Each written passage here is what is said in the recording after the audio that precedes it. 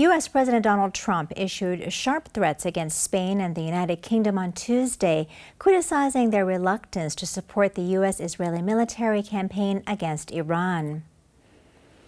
During a meeting with German Chancellor Friedrich Merz, Trump stated that Spain's refusal to allow U.S. planes to use its bases for operations against Iran, as well as its objections to NATO defense spending increases, had pushed the U.S. to consider cutting off all trade with the country.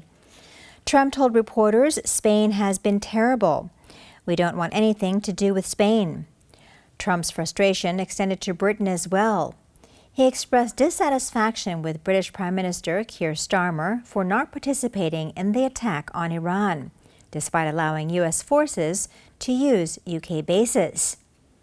Meanwhile, the conflict in the Middle East continued to intensify. The Israeli military reported significant progress in its operations against Iran, stating that its Air Force had dismantled around 300 Iranian missile launchers over the past few days. The strikes are part of a broader joint effort with the U.S. under the Operation Roaring Lion, aimed at reducing missile threats to Israeli territory. Following Trump's comment, Britain stepped up its involvement, releasing images of its F-35 jets taking down a drone in Jordanian airspace and deploying additional warships and helicopters with anti-drone capabilities to Cyprus after the British RAF base in Akrotiri was targeted by a drone.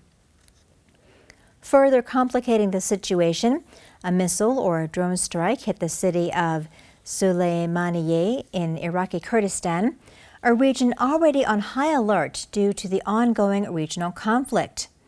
This strike followed an earlier attack on a United Nations office building in the city.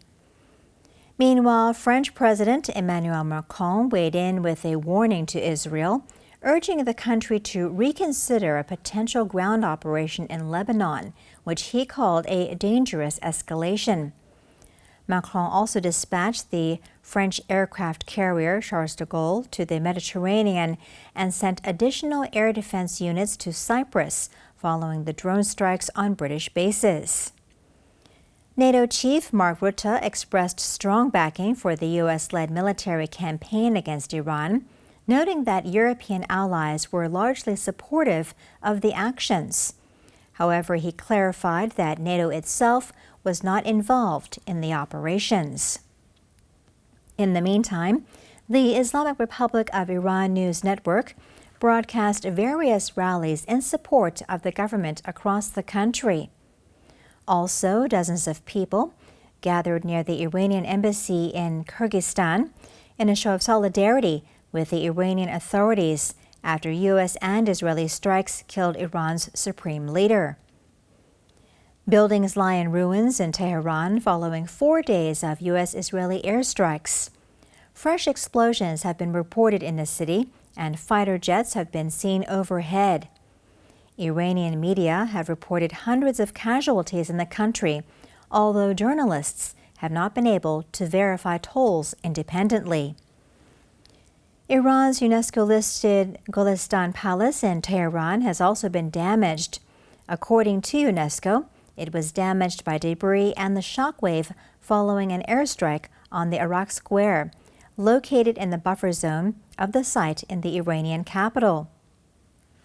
The UN's cultural agency said it had, quote, communicated to all parties concerned the geographical coordinates of sites on the World Heritage List, as well as those of national significance, to avoid any potential damage.